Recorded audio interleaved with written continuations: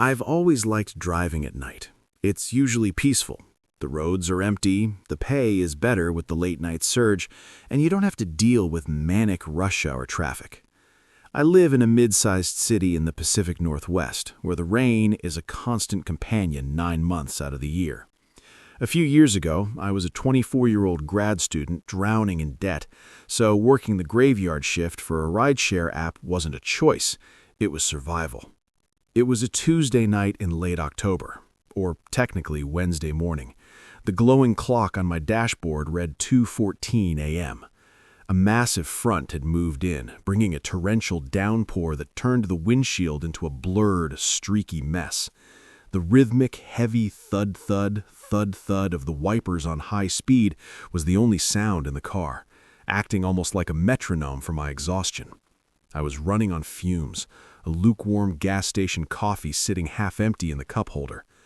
I promised myself I'd log off after one more ride. Just one more and I could go home, lock the deadbolt, and sleep until noon. My phone chimed, breaking the hypnotic trance of the rain.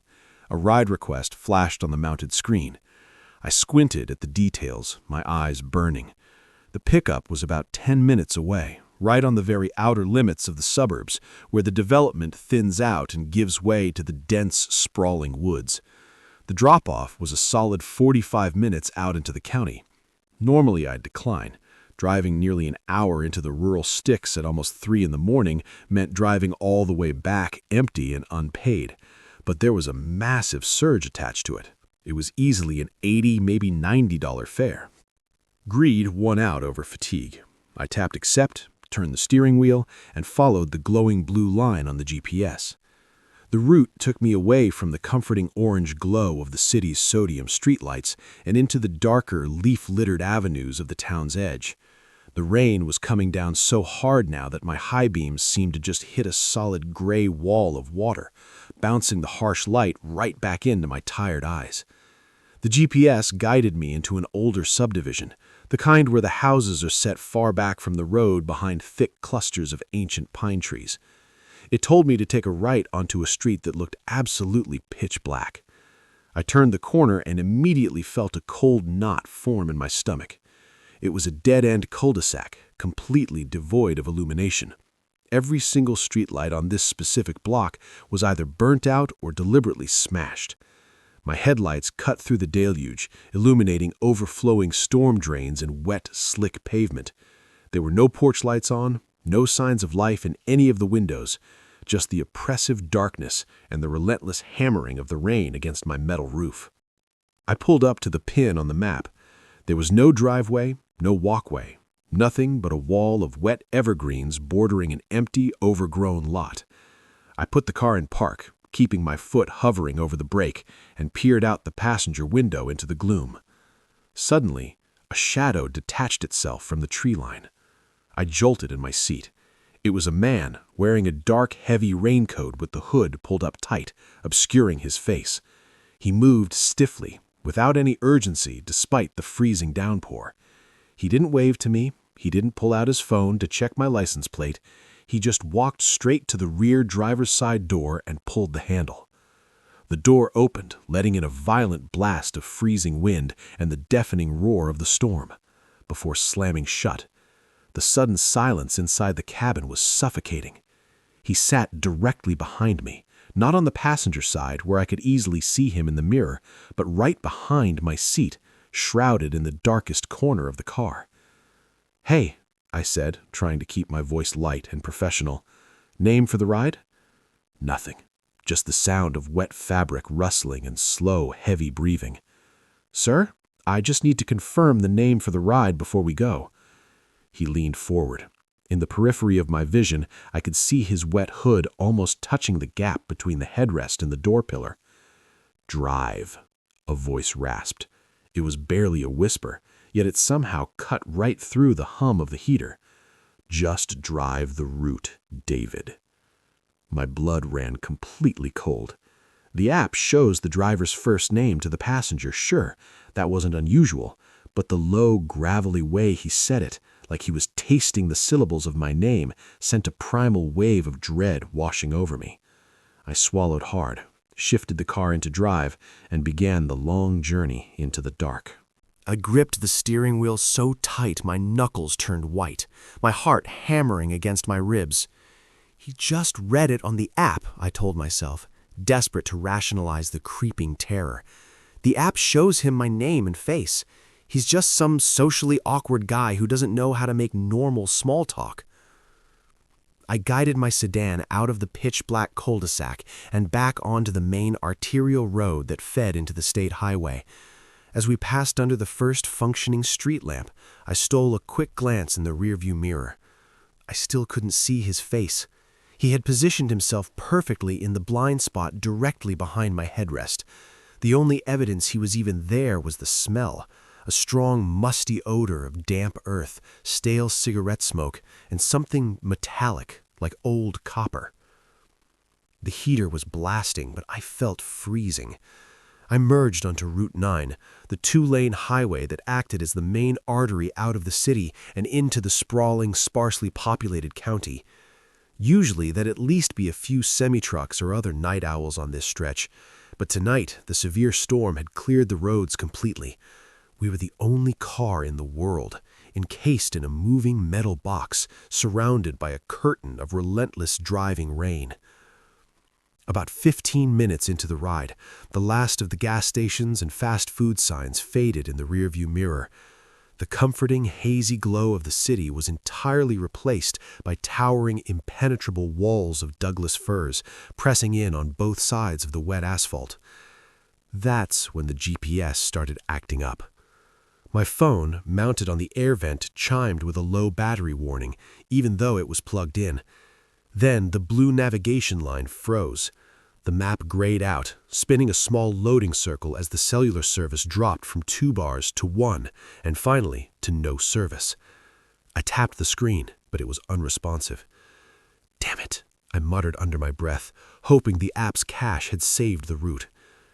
It cuts out around here, a voice said from the darkness behind me. I jumped, the car swerving a few inches toward the center line before I quickly corrected it. His voice was suddenly louder, clearer. He had leaned forward. I could feel his breath, cold and damp, brushing against the back of my neck. Yeah, I forced out a dry chuckle, my eyes glued to the road ahead. Must be messing with the cell towers. Good thing it's mostly a straight shot for a while. Silence stretched for another agonizing minute. The thud-thud, thud-thud of the wipers suddenly sounded deafening. "Do you drive out here a lot?" he asked. The conversational tone didn't match his gravelly monotone delivery. It felt practiced, rehearsed. "Sometimes," I lied. The truth was, I avoided the deep county runs like the plague, even during the day. Just depends on where the app sends me. "It's quiet out here," he observed. I heard the wet rustle of his raincoat as he shifted his weight. Nobody around for miles. If a car broke down or went off the road, nobody would find it until morning, maybe later with this rain. My mouth went completely dry. I swallowed hard. "I keep my car in good shape," I said, trying to project a confidence I absolutely did not feel. "That's smart," he whispered. "Does anyone know exactly where you are right now, David?" The question hung in the humid air of the cabin like a physical weight. My mind raced. Should I lie and say I share my location with a roommate? Should I tell him the app tracks us, even though we both just saw it lose signal? I instinctively glanced up at the rearview mirror. As my car passed a yellow reflective road sign, a brief flash of ambient light illuminated the back seat. His hood was pushed back. He wasn't looking out the window.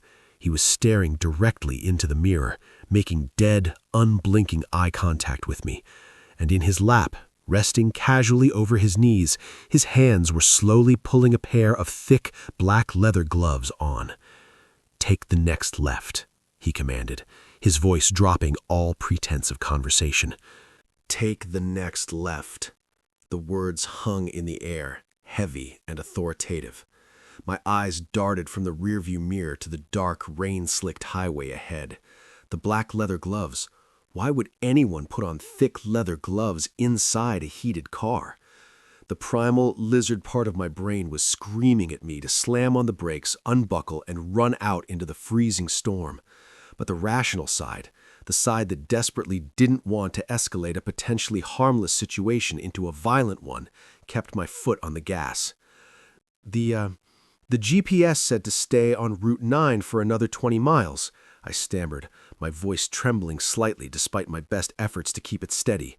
Before it cut out, I mean. I'm pretty sure we just stay straight. The app doesn't know these roads, the gravelly voice replied from the shadows directly behind my head. There's a washout ahead from the storm. The bridge is flooded. Take the left, David. There was no left turn lane, just a small rusted street sign barely visible through the deluge, pointing toward a narrow gap in the towering pine trees. I didn't want to turn. Every fiber of my being resisted it, but the sheer proximity of him, the heavy thud of his boots shifting against the floor mats, the sound of the leather gloves stretching as he clenched his fists, paralyzed my willpower. I hit the blinker, the rhythmic clicking sounding obnoxiously loud in the tense silence, and turned the steering wheel.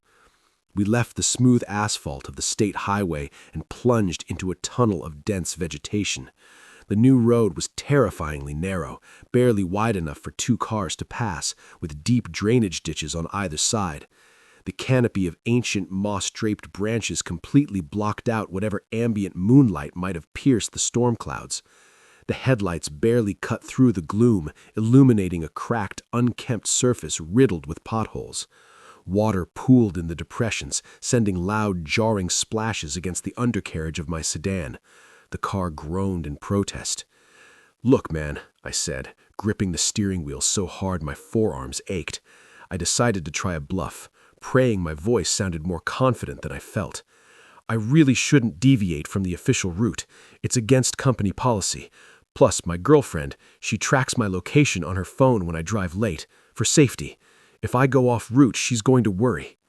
A low, humorless sound emanated from the back seat. It took me a second to realize he was laughing. It was a wet, guttural noise that made the hairs on my arms stand up. "Your phone has no service, David, and neither does mine. We're off the grid now. She isn't watching you." He called my bluff instantly. The illusion of safety I had tried to construct shattered, leaving me utterly exposed. I looked at my dead phone screen. The no service icon mocked me in the dark. The road began to twist sharply, winding deeper into the unforgiving wilderness. The rain battered the windshield with renewed fury, a deafening drum roll to the nightmare unfolding inside the cabin. Then my headlights caught a diamond-shaped reflective yellow sign emerging from the darkness. My stomach dropped into my shoes as I read the 2 words painted on it. Pavement ends. Less than 50 feet later, the smooth, albeit cracked asphalt abruptly vanished. The sickening crunch of wet gravel and thick mud echoed under the tires. The sedan immediately began to slide, the rear wheels fighting for traction in the slick muck. We were no longer on a county road. We were on an unmaintained logging trail. I instinctively let off the gas, my foot hovering over the brake pedal. I couldn't take a front-wheel drive sedan down a muddy logging road in a torrential downpour. "Don't stop," the voice commanded, cold and sharp as a butcher's knife. Suddenly, I felt a hard, distinct pressure through the thin fabric of the driver's seat, pressing directly at the base of my spine. It was a blunt, localized pressure that felt unmistakably like the muzzle of a heavy piece of metal. "Keep going." The hard, blunt pressure against my lower spine felt like a block of ice pushing through the cheap upholstery of the driver's seat. My breath hitched in my throat, choking off the gasp that desperately wanted to escape. Every muscle in my body locked into rigid, terrified obedience. My foot, which had been hovering over the brake, slowly and agonizingly pressed back down onto the accelerator. "Good," the voice whispered from the darkness behind my right ear. The metallic pressure against my spine didn't waver. It moved perfectly with the jolting motion of the car, a constant, sickening reminder of the stakes. "Nice and slow. Don't get us stuck, David." The sedan fishtailed slightly as the front tires spun in the slick, deep mud of the unpaved logging road. We were completely engulfed by the forest now. The towering pines pressed in so tightly that thick, wet branches began to violently scrape against the passenger side windows. The sound was horrific, a high-pitched screeching scratch like long fingernails dragging across the glass, competing with the relentless drumming of the rain. Panic, raw and suffocating, clawed at my chest. My mind raced through a Rolodex of terrible options. Do I slam on the brakes and dive out the door? No, he's right behind me. The angle was point blank. He'd pulled the trigger before my hand even found the door handle. Do I swerve and crash the car into a tree? The airbags might stun him, but they'd trap me too. I was completely, utterly paralyzed by the fear of the heavy metal barrel against my back. "Keep it under 20, he instructed, his tone bizarrely calm, as if he were giving me tips on a leisurely Sunday drive. "The clay out here gets slick when the creek floods." "Who—" I forced the word out, my voice cracking so badly it sounded like a whimper. I swallowed hard, tasting bile. "Who are you? What do you want? My wallet is in the center console. There's maybe $60 in cash. Take it. Take the car. Please, man." The heavy leather gloves rustled as he shifted his weight. "I don't want your money, David. And this car wouldn't make it back to the highway anyway. Not in this mud. Keep your eyes on the road." I stared through the windshield, the wipers fighting a losing battle against the deluge. The headlights illuminated nothing but a suffocating tunnel of wet bark, dying ferns, and deep, muddy ruts that threatened to swallow my tires whole. The heater was still blasting, but I was shivering uncontrollably, cold sweat stinging my eyes.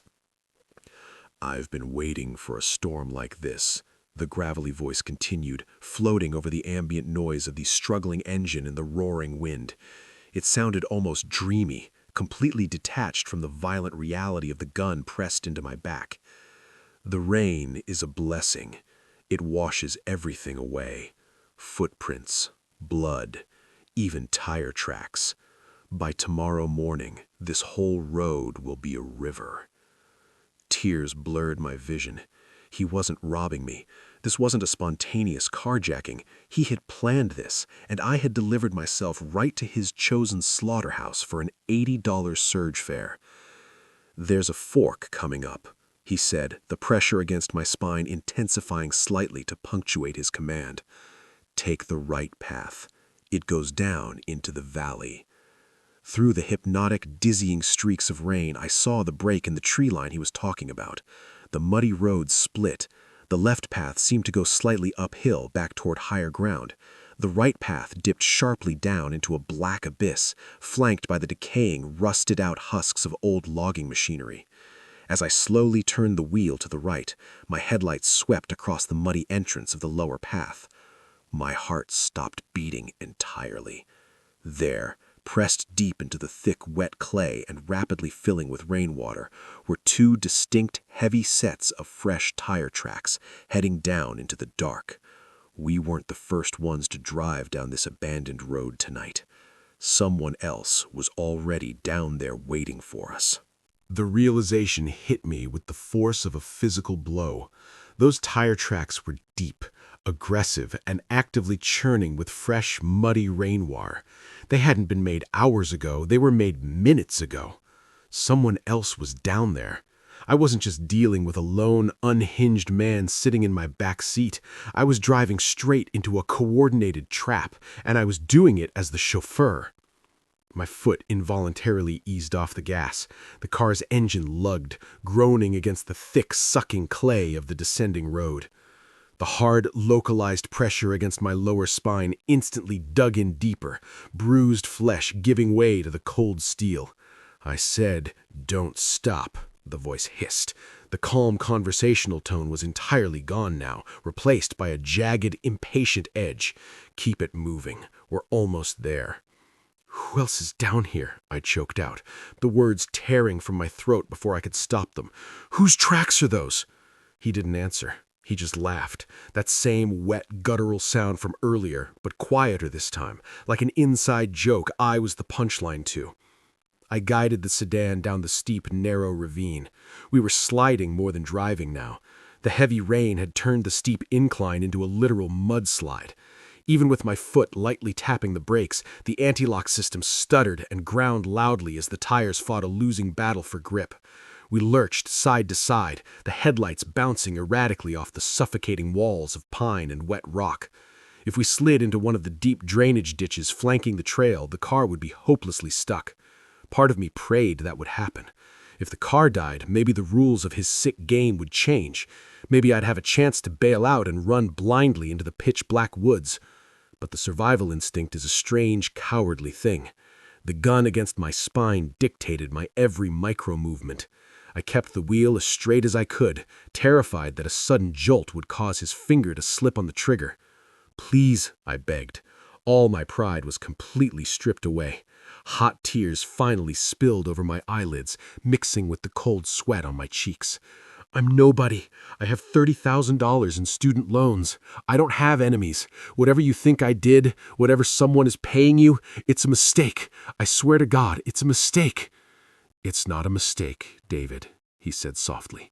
The leather gloves creaked as he shifted his grip on the weapon. "You just happen to be the one working tonight. That's all. It's nothing personal. It's just logistics." Logistics. The word echoed in the cramped, humid cabin. I was a logistical requirement, a disposable piece of whatever horrific puzzle he and his partner were putting together out here in the dead of night. The steep decline finally began to level out. The dense, scraping branches abruptly pulled back, and the headlights cut into a small, desolate clearing at the bottom of the valley. The rain was pooling heavily here, creating a shallow, muddy lake across the uneven ground. My heart hammered against my ribs like a trapped bird. Through the relentless sheets of rain at the far edge of the clearing, a pair of dim, amber parking lights flickered into existence. They belonged to a massive, dark, older model pickup truck, backed into the tree line so it was facing us. The engine wasn't running, but the silhouette of a person sitting in the driver's seat was unmistakable. As my sedan slowly rolled into the center of the muddy clearing, the truck's blinding high beams suddenly clicked on, flooding my car in a harsh, inescapable white glare. I threw my hand up to shield my eyes, entirely blinded, completely trapped. "Put it in park," the passenger commanded, the metal barrel pushing painfully hard against my vertebrae, "and turn off the engine." The blinding white light from the truck's high beams washed out everything in the cabin, turning the rain-streaked windshield into a glowing, impenetrable screen. The glare was absolute. I couldn't see the towering pines, the pooling mud, or the menacing silhouette of the truck anymore. I could only see the harsh, sterile light exposing every terrified contour of my face in the rearview mirror, pinning me like an insect under a microscope. "Put it in park," the passenger repeated, his voice dangerously low, "and turn off the engine, now." To emphasize the point, the cold steel barrel dug sharply into my lower spine, sending a sickening electric jolt of pain down my left leg. My hand shook violently as I reached for the gear shift. The mechanical clunk of shifting into park sounded like a heavy vault door slamming shut, locking me inside. I twisted the key backward. The engine sputtered and died. With it went the heater, the faint orange glow of the dashboard, and the heavy, rhythmic thud of the windshield wipers. Instantly, the frigid, damp air of the Pacific Northwest storm began to seep through the floorboards, chilling the cold sweat on my skin. The sudden loss of the engine's hum left a void that was immediately filled by the deafening, chaotic roar of the rain hammering against the thin metal roof of my sedan. We were sitting in a tin can in the middle of a monsoon.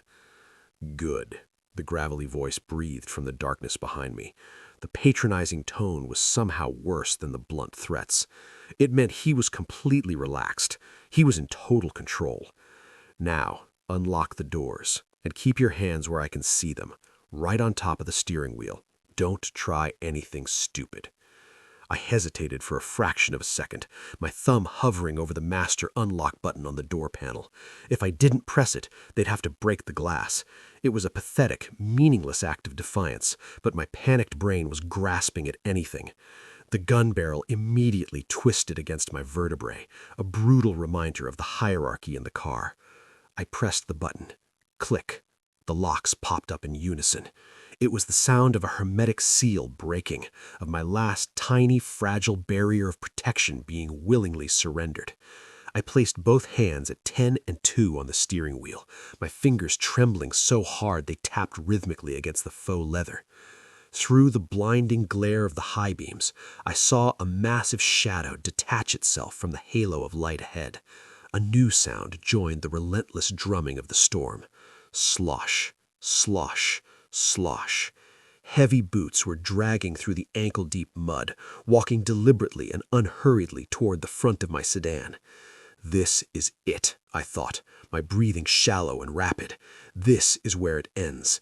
They're going to pull me out into the freezing mud. They're going to leave my car down here to rot in the ravine, and they're going to take me somewhere else, somewhere the rain will wash away the evidence. My mind flashed to my empty apartment, my mounting student debt, and the lukewarm gas station coffee still sitting in my cup holder. The sheer, pathetic mundanity of my last night on Earth felt like a sick, cosmic joke. The sloshing footsteps stopped right at the front of my sedan. A massive shadow stood silhouetted against the blinding light, water pouring off a heavy industrial rain poncho. The figure in the mud didn't move toward my driver's side door to pull me out. Instead, they slowly raised a long, thick object in their right hand, resting it casually over their shoulder. It looked like a crowbar, or maybe a heavy steel pipe.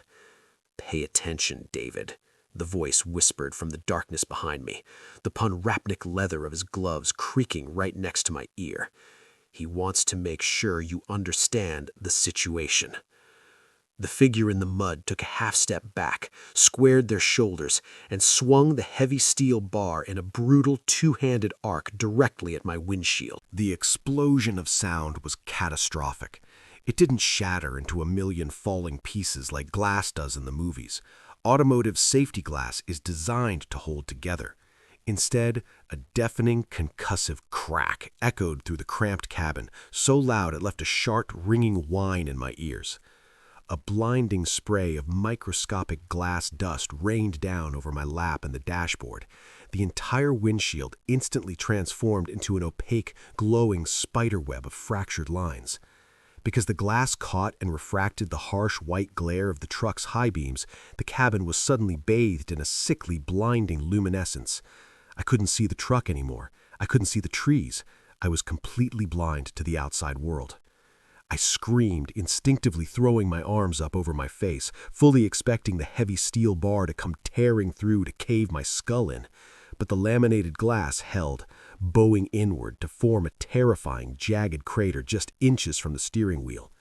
A blast of freezing, rain-soaked air violently forced its way through a small tear in the center of the impact, stinging my cheeks and bringing the raw, chaotic roar of the storm directly into the car. "Hey!" the gravelly voice behind me barked, the sudden violence clearly startling even him. For a fraction of a second, the cold steel barrel slipped from my lower spine as he jerked backward, but before I could even process the loss of pressure, it was violently jabbed back into my ribs, harder this time. "Keep your hands up. I didn't tell you to move, David."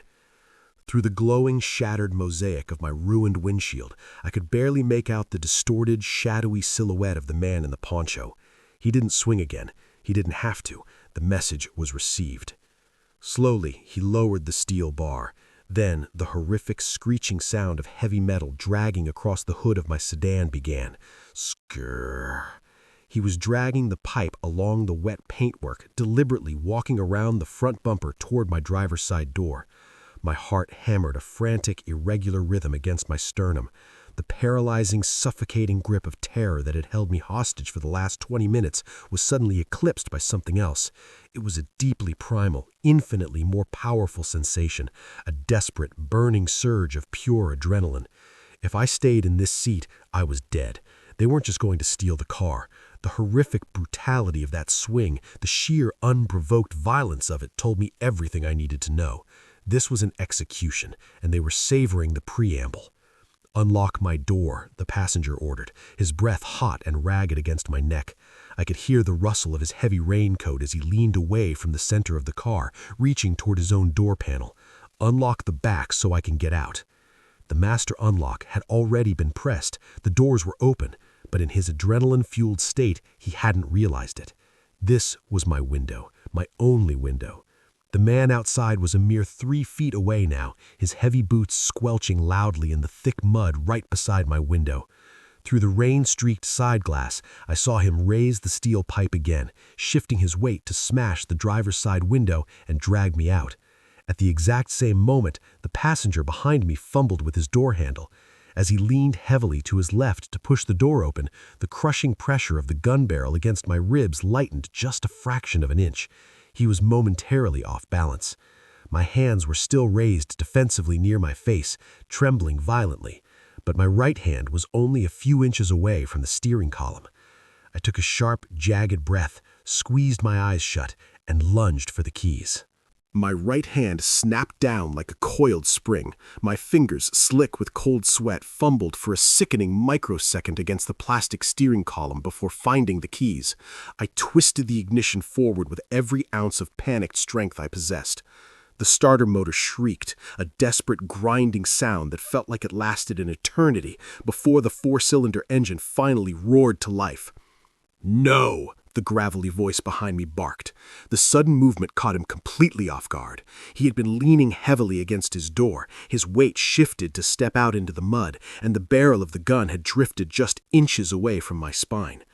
Outside, the towering figure in the poncho realized what was happening. He lunged forward, raising the heavy steel pipe for a brutal sidearm swing directly at my head. I didn't have time to think. I didn't have time to aim the car. I just grabbed the gear shift, bypassed drive entirely since the massive truck was completely blocking the path forward, and yanked violently down into reverse. Smash! The driver's side window exploded inward just as my foot stomped the accelerator to the floorboard. A hailstorm of tempered glass cubes sprayed across the side of my face and neck, followed instantly by the freezing, chaotic blast of the storm and a frantic, clawing hand reaching into the cabin. Thick, mud-caked fingers dug viciously into the shoulder of my jacket, trying to rip me from the driver's seat. The engine redlined, whining in high-pitched agony. For one terrifying, breathless second, the front tires just spun in the slick clay, throwing a massive rooster tail of wet mud over the shattered windshield. We didn't move. The hand on my shoulder tightened, hauling me sideways toward the jagged window frame. Then the tires caught hard rock beneath the slop. The sedan lurched backward with neck-snapping violence. The sudden explosive momentum ripped my jacket right out of the attacker's grip. I saw him stumble forward out of the corner of my eye, losing his footing in the muck and vanishing into the darkness as the car rocketed backward up the black void of the trail. Inside the cabin, absolute chaos erupted. The violent jolt threw the passenger in the back seat entirely off balance. Because he had just unlatched his door, the sheer physics of the aggressive reverse acceleration whipped it wide open. Crunch. The heavy metal door caught a thick pine trunk bordering the narrow road. The sound of the hinges bending backward and metal tearing was deafening. The brutal impact threw the passenger forward, his chest slamming hard against the back of my seat. I heard a heavy metallic thud hit the floorboards somewhere behind me. He had dropped the gun. He was scrambling wildly in the back, cursing in a blind, feral panic, his heavy boots kicking against the back of my seat as he tried to find the weapon in the pitch black. He grabbed a handful of my hair, yanking my head back to stop me. I ignored the searing pain in my scalp. I kept my foot pinned to the floor, steering with one hand and using the rearview mirror, the only glass not completely destroyed, to guide the car backward up the treacherous, winding incline. The shattered windshield in front of me was entirely useless, glowing blindly from the ambient light, and the mangled back door was acting like a massive metallic scoop, violently tearing through ferns and scraping against tree bark as we reversed blindly into the storm. Then, through the howling wind and the deafening roar of my own engine, I heard another sound that turned my blood to ice. It was the deep, throaty rumble of a massive diesel engine roaring to life. The glaring white high beams at the bottom of the ravine shifted, casting long, frantic shadows up the tree line as massive tires tore into the mud. The truck was coming after us. The whine of the reverse gear was a high-pitched mechanical scream that barely drowned out the roaring diesel engine pursuing me. Through the rain-slicked rearview mirror, the truck's blinding high beams were bouncing violently as it tore up the muddy incline, closing the distance with terrifying speed. Stop the car!" the passenger roared, his gravelly composure entirely gone. His thick, leather-clad fingers were tangled in my hair, yanking my head back so hard my neck popped. I was half-blinded by the searing pain, steering with my left hand while my right desperately swatted at his arm. He was half-crouched in the back seat, his free hand frantically sweeping the floorboards in the pitch black, searching for the heavy metal gun he'd dropped during the initial lurch. The frigid storm howled through my shattered window and the mangled gap where his door used to be, turning the cabin into a freezing, chaotic vortex of rain and flying debris. "I'll kill you! Stop the fucking car!" he screamed, his voice cracking with feral panic. His grip on my hair tightened, pulling my vision away from the mirror and up toward the roofliner. I couldn't see the road. I was driving backward up a twisting, unpaved logging trail purely by memory and primal instinct. The rear tires caught a deep rut, violently throwing the sedan to the right. The undercarriage scraped agonizingly against an exposed boulder, sending a shower of sparks that momentarily illuminated the wet pines. The impact jarred us both, but his hand kept sweeping the floor mats. He found it. I heard the unmistakable heavy clack of steel hitting steel as his fingers closed around the barrel of the weapon. He let go of my hair with a triumphant, breathless grunt, shifting his weight to bring the gun up. I had a fraction of a second before he put a bullet through the back of my seat. I glanced frantically at the rearview mirror. The narrow gap in the trees, the fork where the thick clay met the broken asphalt was barely 50 feet behind me, but the massive chrome bumper of the pickup truck was right there, filling the entire mirror. Its lifted bumper was perfectly aligned with the trunk of my small sedan, the engine roaring as it prepared to ram me off the trail. I didn't try to outrun the truck. I used it. Instead of keeping my foot pinned to the gas, I slammed both feet onto the brake pedal with every ounce of adrenaline-fueled strength I possessed. The anti-lock brakes locked up instantly. The sedan skidded backward in the slick mud, losing all momentum in less than a second. But the 4-ton pickup truck, right behind me, charging up the incline with its gas pedal floored, couldn't stop. The collision was catastrophic. The truck slammed into the rear bumper of my car like a freight train. The violent kinetic energy transferred entirely through my sedan, propelling us forward. The airbags didn't deploy, the sensors were in the front bumper, but the whiplash was absolute. My head bounced off the headrest. The sudden, massive deceleration followed by the explosive forward thrust ripped the laws of physics through the cabin. Because the passenger was not buckled in, and because he was kneeling precariously on the floorboards with his center of gravity completely thrown off, the crash turned him into a projectile. He launched forward, his chest slamming against the back of my seat, but the sheer force of the angular impact threw him violently to the left, right toward the gaping, torn-open hole where the rear door had been bent backward by the tree. I heard a sickening thud, a sharp, ragged scream that was instantly swallowed by the storm, and the heavy, wet sound of a body tumbling out into the freezing mud. I didn't look back to see if he fell under the massive tires of the truck. I didn't care. The collision had bounced my sedan forward, perfectly aligning my front wheels with the cracked asphalt of the higher road. My hands, bleeding from the shattered glass, gripped the steering wheel. I grabbed the gear shift, shoved it violently out of reverse, and slammed it into drive.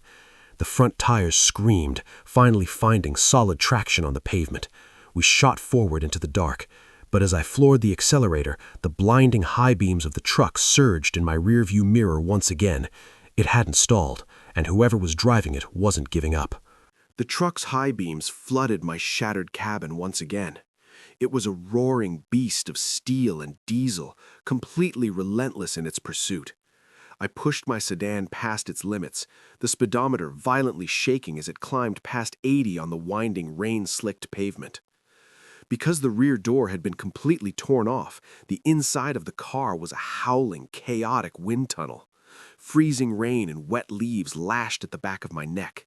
My breath came in ragged, hysterical gasps.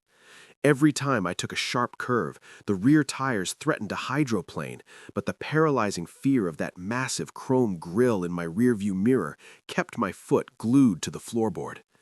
They had the advantage on the mud, but on the paved road, my lighter car could take the corners just a fraction of a second faster. Still, the truck was terrifyingly close. The driver was pushing the heavy machine with suicidal aggression, desperate to finish what they had started before I reached civilization. Suddenly, the dense, suffocating canopy of trees began to thin out. Up ahead, I saw the reflective green glow of a street sign. It was the intersection for Route 9, the main state highway. I didn't even tap the brakes. I blew straight through the stop sign at 70 miles an hour, launching the sedan out of the tree line and onto the main two-lane highway. The suspension screamed as the car bottomed out on the asphalt transition, a blinding shower of sparks flying behind me, but I gripped the wheel and forced the car to stabilize. I braced for the catastrophic impact of the truck broadsiding me, or the blinding flash of its high beams paling me onto the highway. It never came. I checked the rearview mirror, my chest heaving. The massive pickup had skidded to a violent halt just inches from the intersection. It idled there for a few agonizing seconds, a hulking shadow lurking right at the threshold of the darkness. Then, with a sickening finality, the blinding headlights clicked off. The truck slowly reversed back into the pitch-black woods, dissolving completely like a phantom into the storm. They wouldn't follow me into the light. I drove blindly for another 20 miles before I finally saw the glowing neon oasis of an all-night truck stop. I pulled the mangled sedan right under the brightly lit canopy, threw it into park, and practically fell out of the driver's seat onto the wet concrete. I was covered in glass dust, shivering violently, and sobbing. The terrified teenager working the graveyard shift locked the gas station doors and immediately called 911. The police took my statement right there in the fluorescent aisles of the convenience store. I gave them the exact GPS coordinates of the dead-end cul-de-sac and described the logging road. When the lead detective finally came back to speak with me hours later, as the gray dawn was breaking, his face was grim. They had found the torn-off rear door of my car wrapped around a scarred pine tree. They found deep, churning tire tracks in the mud and a massive pool of fresh blood where the passenger had been violently ejected into the ravine. But the men, the truck, and the gun were long gone. The torrential rain had washed away any usable footprints or distinct tire treads. The detective told me, strictly off the record, that they suspect it was a coordinated thrill kill. They order a ride from a burner phone, lure a random driver to a dead zone, and the rest, well, he told me I was the luckiest kid in the state. I was never supposed to leave those woods. I never drove for a rideshare app again. I sold the ruined car to a scrapyard the very next week. It's been 3 years since that night, and I still can't drive after the sun goes down. But the worst part isn't the nightmares. It's the inescapable paranoia.